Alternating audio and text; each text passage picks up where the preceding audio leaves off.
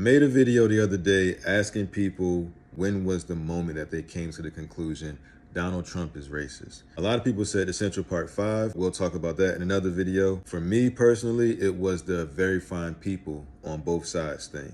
But you also had people that were very fine people on both sides. I remember seeing that clip and feeling like, wow, maybe he is racist.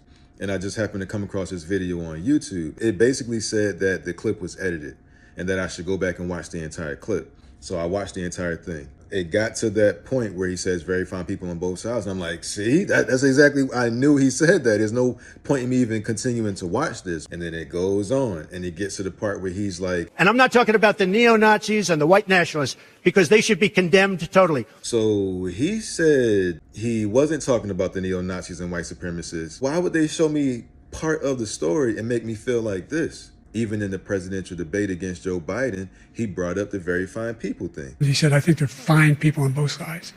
What American president would ever say, Nazis coming out of fields, carrying torches, singing the same anti-Semitic bile, carrying swastikas, were fine people? Kamala Harris just brought it up on the recent debate. Let's remember Charlottesville, where there was a mob of people carrying tiki torches, spewing anti-Semitic hate.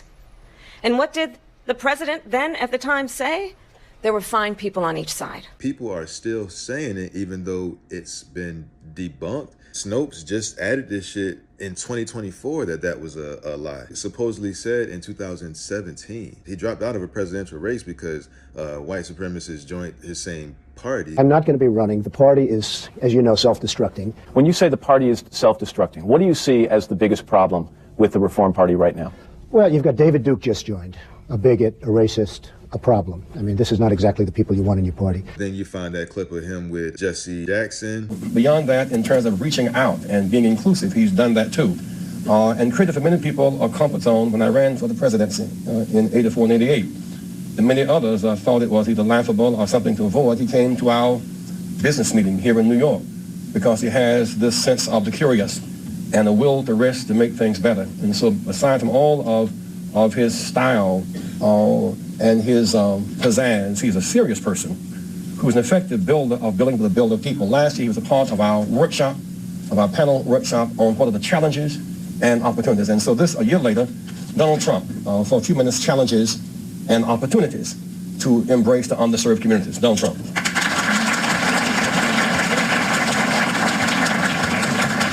Well, it is an honor to be here. You see the clip with him on The View and him and Whoopi Goldberg, she's saying that they're friends. I don't think I'm going to get Whoopi's vote. If you did, let me just ask, if you did be... And she likes me. She even put me in her movies. She put me in her movies, right? A long time ago. And how much did I charge? Nothing. Like they say in the It was a freebie. If you did beat Obama, though. People love this guy. Like Oprah saying that he should run for president. Do you have a vice presidential candidate in mind? Well, I really haven't gotten quite there yet. It's just Oprah. I love Oprah. Oprah would always be my first choice. Oprah. Oprah, your competitor, right? Oprah's a competitor. You know what? No I'll tell you, she's really a great woman, though. She is a terrific woman. She's somebody that's very special.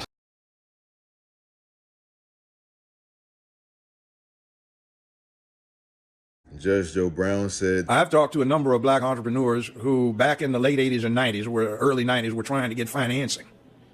They couldn't. Somebody told them to go check with Donald Trump. So they come back and tell me they got a loan from Donald Trump. He gave them a term loan, show up with the interest and the principal, one check, but they had to go see him personally. They independently relate this tale that when they saw him, he said, this what you supposed to pay me? This our agreement? I said, yeah. And then tore the check up, shook their hands, and congratulations. Now run your business. And this was when? This was back in the 90s. Waka Flocka talks about how he showed him how to increase his wealth. Get a C Corp to run an LLC. If you want to make it even deeper, go get a trust fund and run a corp that runs the LLC. You want to get even deeper, own two trust funds for your business and your person to run that trust that runs all the business. It can get deep, my guy. Absolutely. And Donald Trump actually showed me that method. People will say that they want truth, but when you try to present them with information that goes against their beliefs of Donald Trump, they act like this. He's condemned white supremacy over 20 times. Oh, yes, when? Could you tell me when? Yeah, absolutely. Would you like to see a video of montage of 20 times that he's done it? Oh, actually, no. I'm more interested in walking up in... But how are we going to learn if we don't challenge our ideas? I mean, you just made a statement that is actually inaccurate, and I can show you video evidence of why it is. I mean, would you like to see that? No, thank you. He's condemned white supremacy and the KKK over 20 times. Over 20 times? Yeah. Do you have him right here? Can I listen to it? Absolutely, you can. Let me pull it up for you right now. All right. By the way, I'm James. How's your day going, man? It'd be a lot better if you guys were wearing masks. We can socially distance. Yeah, I gotta go. Wait. You don't want to see the examples? I have 20 examples right here. He is a white supremacist. It's just like Yuri said. Exposure to true information does not matter anymore.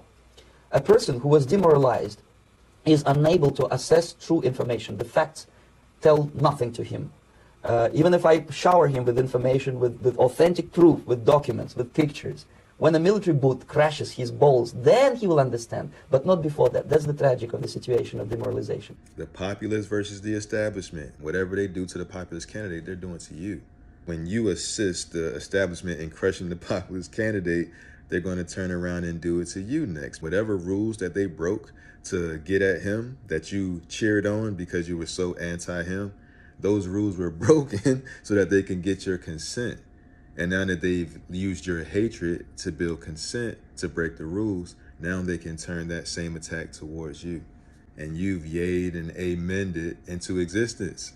If you previously believed that Trump was racist and then something changed your mind, I'd like to know, what was that moment? Thank you for watching again. Like I said, I appreciate your time and attention because you can't get it back. Leave whatever opinions that you want in the comments, and I'll see y'all in the next one. Peace.